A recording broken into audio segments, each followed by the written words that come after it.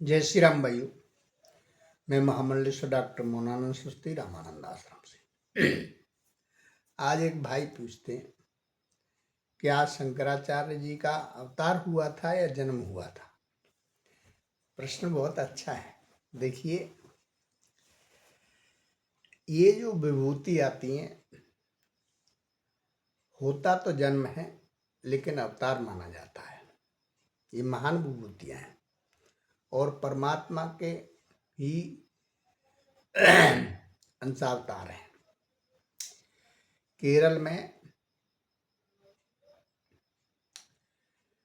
केरल प्रदेश में आज जो केरल राज्य बोला जाता है,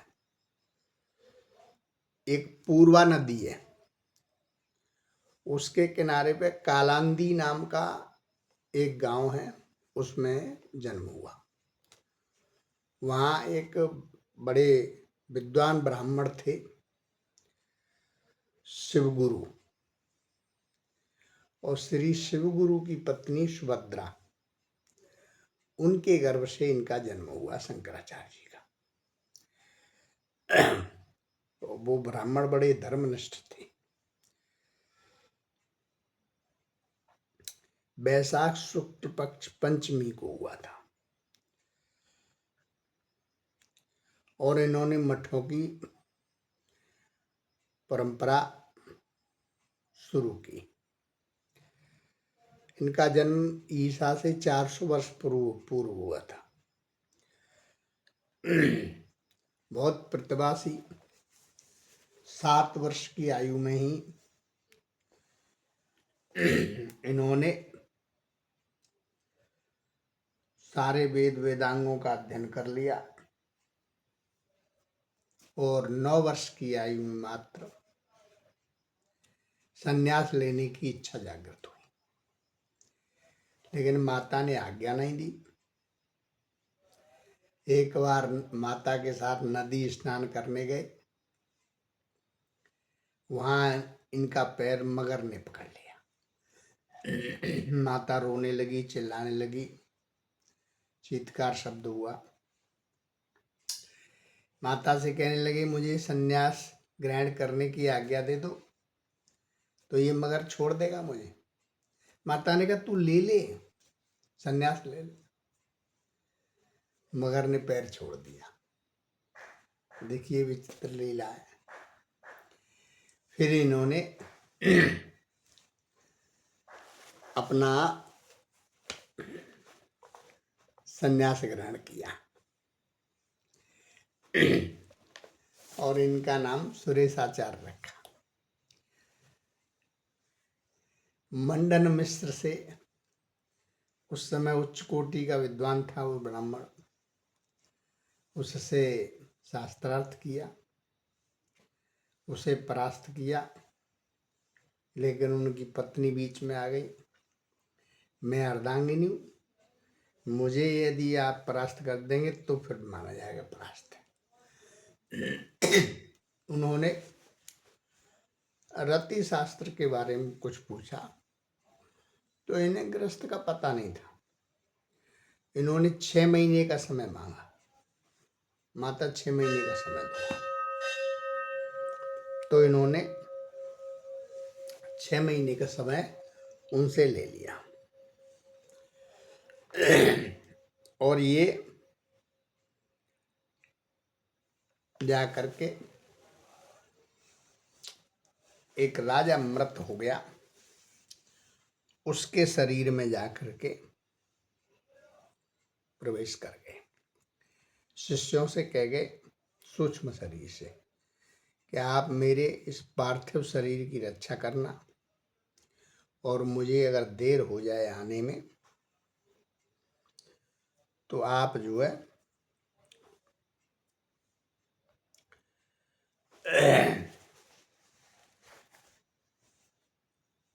ऋग्वेद की ऋचाएं सुनाना।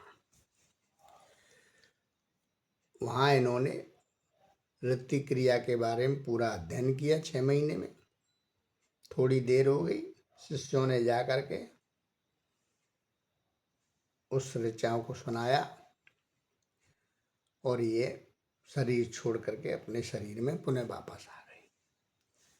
फिर मंडन मिश्र की पत्नी से इन्होंने शास्त्रार्थ किया, उसे परास्त किया, तो इनका मान सम्मान ख्याति बहुत बढ़ गई। फिर इन्होंने मठों की स्थापना की। पूर्व में जगन्नाथ मठ गोवर्धन पीठ के नाम से जाना जाता है, जहाँ आज हमारे पूज्यपाद शंकराचार्य निश्चलानंद सरस्वती है। और जितने शंकराचार्य फिर बाद में हुए तो उनका नाम शंकराचार्य के उस पर शंकराचार्य बोला जाता था।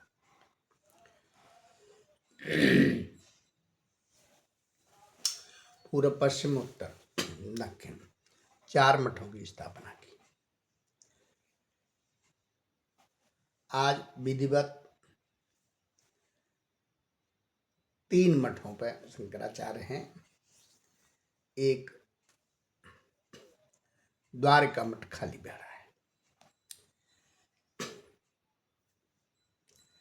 इस प्रकार से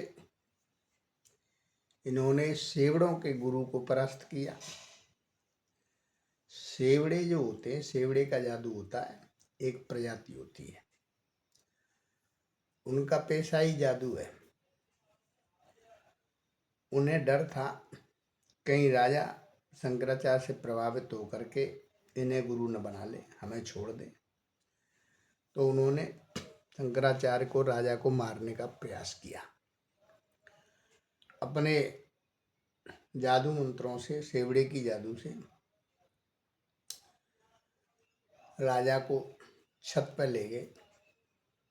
शंकराचार्य भी थे साथ में और उन्होंने अपनी सेवड़े की जादू से जल ही जल कर दिया चारों तरफ, और जल बढ़ता गया। और कागज की नाव तैयार कर दी। राजा से कहा जल बढ़ रहा है, डूब जाओगे, इस कागज की नाव में बैठ करके चले जाओ।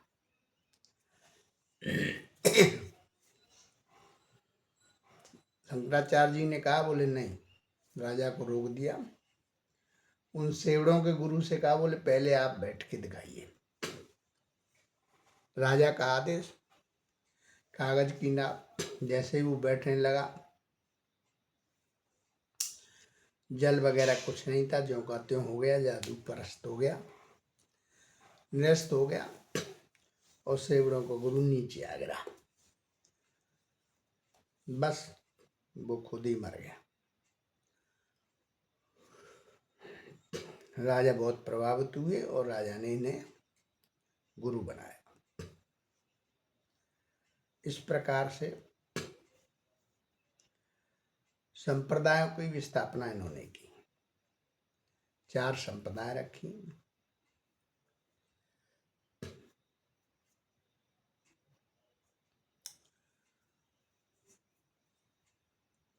जो वन में विचरण करते थे उनका नाम वन रख लिया।